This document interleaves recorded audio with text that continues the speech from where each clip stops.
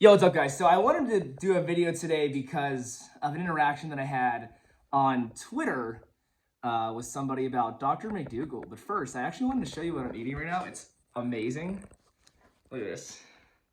Got some mango, got some tabbouleh, tabbouleh, however you want to say it, tomatoes, and then some rice. This is a mixture of brown and white rice. Phenomenal. Phenomenal. So good. But anyways, yes, so I had an interaction on Twitter because people were just kind of going off on Mcdougall and just saying that he's a fraud and he's like Gary Taubes, who's this big keto advocate guy. And I was like, no, like Mcdougall, don't say that about Mcdougall. Like, we love Mcdougall. You know, he's great. He's awesome. Johnny boy. But yeah, so I asked this lady, I said, hey, like, what are your, like, why don't you like Mcdougall? Or like, why should no one trust him? And she never responded to me, which, I mean, figures, is what it is. But someone else commented, and they originally said that Gary Taubes comment, oh, he's a fraud, he's the plant-based Gary Taubes, whatever. Okay, cool, that's fine. And yes, so the conversation was just kind of like, this guy was saying that he doesn't like Mcdougall because Mcdougall underplays the role of fats in the diet and uses poor evidence, uses poor studies and whatnot. And then he was talking about, like protein and how Mcdougall, I guess, claims that protein causes all these different kind of diseases, this and that, whatever. Cool, that's fine. And I, like, for me and myself, I'm not like too firm on the evidence, and I'm not even too firm on what even Mcdougall talks about with the evidence that he provides. So I wouldn't know. I don't really have an argument there. But yeah, so I mean, I responded, super agreeable, super nice, you know, loving. But actually, the conversation is on Twitter at the banana_bruiser. My Twitter page if you want to go check it out. It's just super short, super simple, nothing crazy. But anyways, I wanted to just talk about Mcdougall because personally, I don't think he's a fraud, and I know AJ would know a lot more about this than I do because, I mean, I've watched, I don't want to say thousands of hours, but I watched a lot of Mcdougall videos, and that's like really where I learned about him and kind of what he's about. And I still don't even know all about him. Like, there's still more that I need to learn about Mcdougall and what he has to offer within his diet and whatnot. And I should probably read the starch solution. I haven't yet, but I probably should do that. It would be good. Maybe one day if I if I feel like doing it, but I'm not too worried about it right now. So yeah. So anyways, is Mcdougall a fraud? And you know what?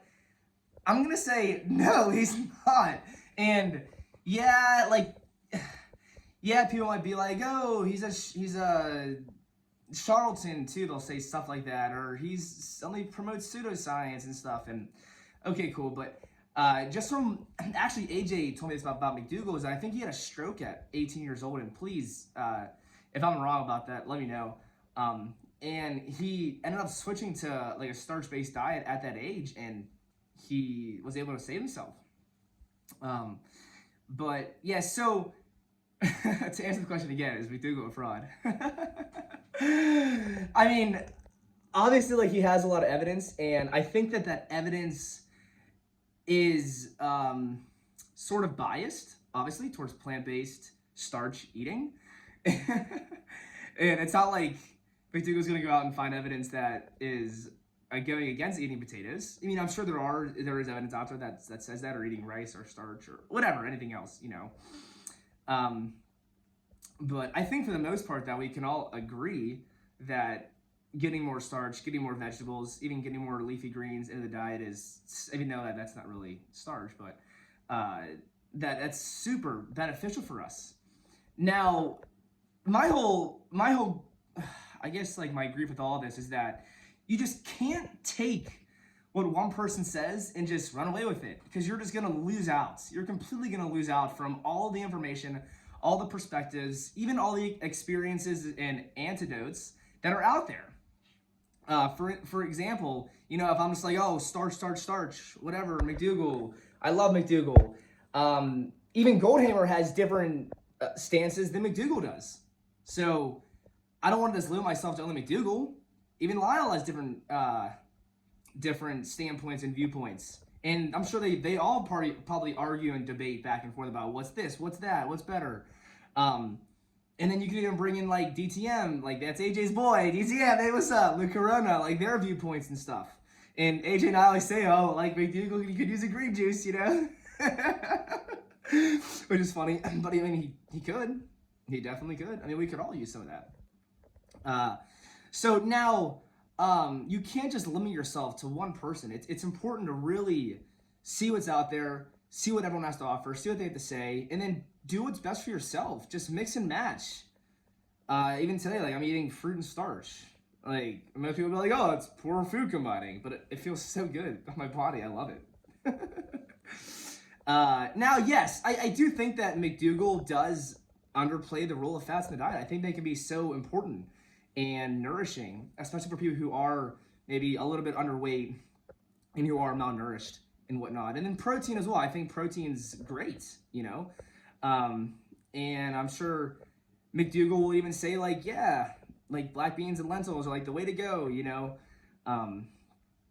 But yeah, so it's really hard to just be like, Mcdougall's a fraud. I mean, you could say everyone's a fraud. You can say everyone has flaws and everyone's this. It's just like, how do you know who to trust? It can be really tough, and that's for you to figure out for yourself. Now, I think at the end of the day, I mean, do you feel good doing what you want to do or eating how you're eating right now? Cool. If not, change it up, you know?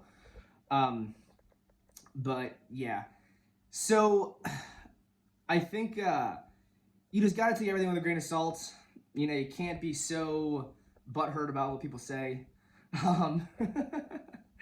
And yeah. Anyways, I'm not sure if that answered the question, but yeah, I don't think Mcdougall's a fraud at all. I firmly believe that you can like eat only potatoes for a certain amount of time and get not almost everything you need. Like it'd be good to get some other nutrients in there, you know, from the vegetables and greens and whatnot. But I mean, it's like if you do it for, I don't know, 3 days, I mean, you're not going to die. If you do it for a month, I mean, I'm sure you could do it for a month. And there's people out there who have done that. That's also, too, if you widen your range of potatoes. I mean, if you do sweet potatoes, Japanese, purple, all the different, like the red potatoes. I mean, there's so many different varieties out there that you could do and live off of. And I definitely believe in that. But I feel like that's more for, like, famine situations and maybe if you're trying to lose weight, potentially. But yeah, so yeah, I just don't think Mcdougall is a bad guy. I think he has great intentions. I think, and I know that he really wants to help people, and I mean, I'm not sure like what kind of results he gets with his clinic, but it seems like he gets a lot of great results from people who come there and work with him and whatnot. But yeah, so really kind of where I stand, you know, and all this stuff is just, you got to do what feels good. Get your protein in, get your fat in, even though like this meal really isn't high fat, but it's still delicious, and to me it's pretty nourishing for the most part.